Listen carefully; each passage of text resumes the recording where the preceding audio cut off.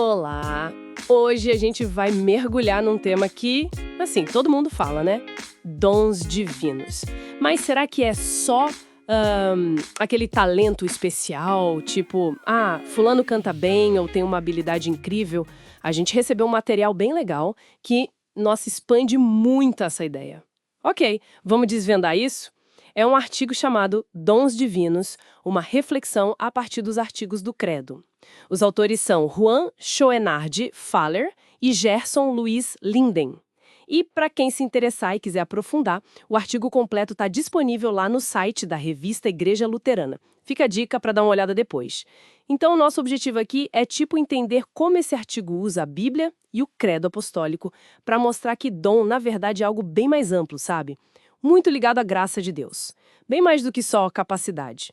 Vamos nessa? E olha, o ponto de partida do artigo já faz a gente pensar, né? A palavra dom, lá no Novo Testamento, parece que não é exatamente sinônimo do nosso talento ou habilidade do dia a dia. Tem mais coisa aí, é isso. Exatamente. O artigo, ele vai um pouco mais fundo no grego original e isso é fundamental, sabe? Pega, por exemplo, a palavra carisma. Isso aí significa literalmente dom da graça. É um favor, algo que você recebe sem merecer nada por isso. Tipo um presente mesmo? Isso. Pensa na salvação, que Paulo fala em Romanos 5. Ou até, olha que interessante, o estado civil, ser casado ou solteiro, como Paulo menciona em 1 Coríntios 7. E claro, os diferentes serviços na igreja lá em 1 Coríntios 12. O artigo cita dons da graça, ou favores que alguém recebe sem qualquer mérito pessoal. A ênfase está na gratuidade, não na nossa capacidade. E tem outras palavras também, tipo dorear, que reforça essa coisa do presente gratuito. Muitas vezes está ligada a dons mais, digamos, espirituais, como o próprio Espírito Santo, em Atos 2, ou a salvação, em Efésios 2. E pneumatikos, que quer dizer espiritual, qualifica algo que vem do Espírito. Não é sobre matéria versus espírito, mas sobre a origem divina. O ponto central que os autores trazem é esse. O conceito bíblico de dom é super abrangente.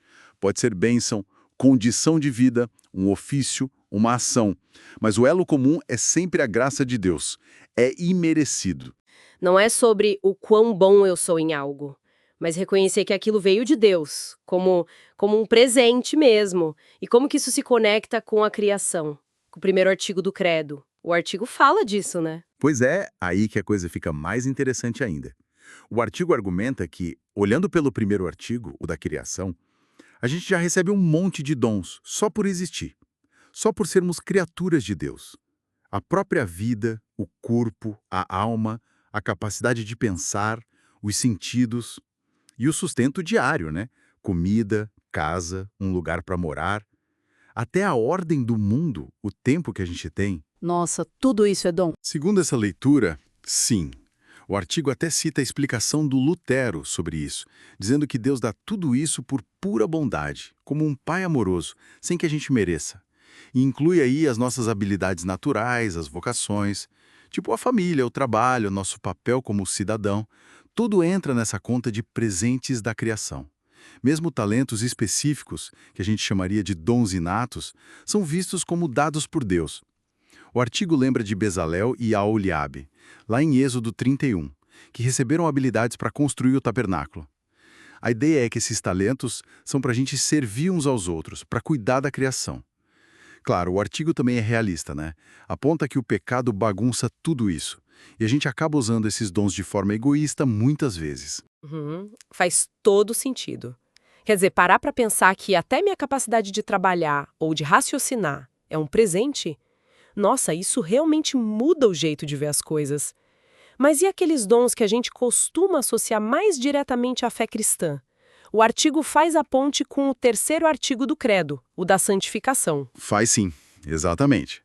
Se o primeiro artigo fala dos dons universais da criação, para todo mundo, o terceiro artigo foca na ação do Espírito Santo.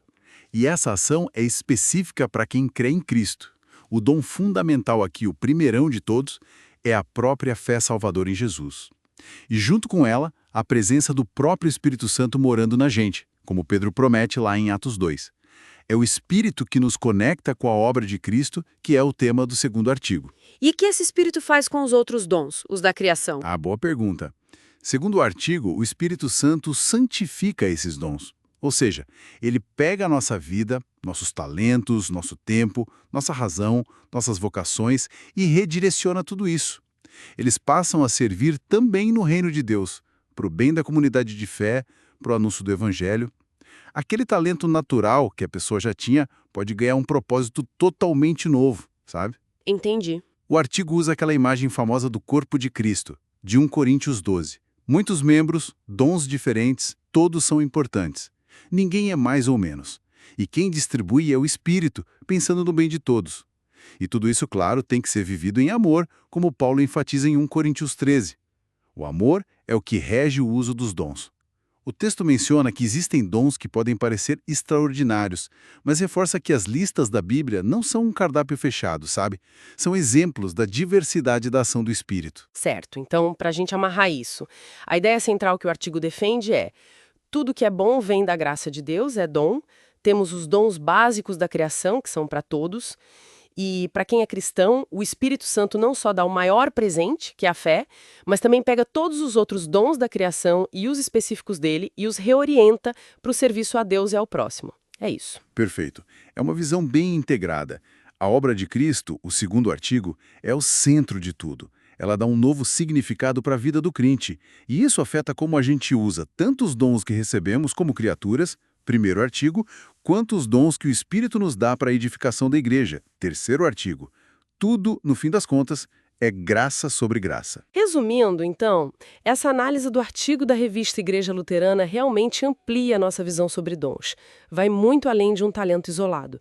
Mostra que desde a nossa existência, nosso sustento, até a fé e o serviço na igreja, tudo está ligado à graça de Deus. É bem profundo. E a consequência prática disso, como o próprio artigo sugere no final, é a gente cultivar mais gratidão, sabe? E humildade. Se tudo é presente e merecido, não tem por que ter orgulho, né? Pelo contrário, a gente passa a valorizar mais as diferentes formas como Deus age através de cada pessoa, seja nas coisas simples do dia a dia ou na comunidade de fé. E para a gente fechar, fica aqui uma provocação, inspirada lá nas considerações finais do artigo. Se dom não é só uma habilidade que a gente já nasce com ela, mas pode ser também uma simples ação de serviço feita pela graça, como isso poderia mudar o jeito que cada um percebe e usa as próprias capacidades, o próprio tempo para servir os outros no cotidiano? Fica aí para a gente pensar. E com essa reflexão, a gente encerra a nossa conversa de hoje.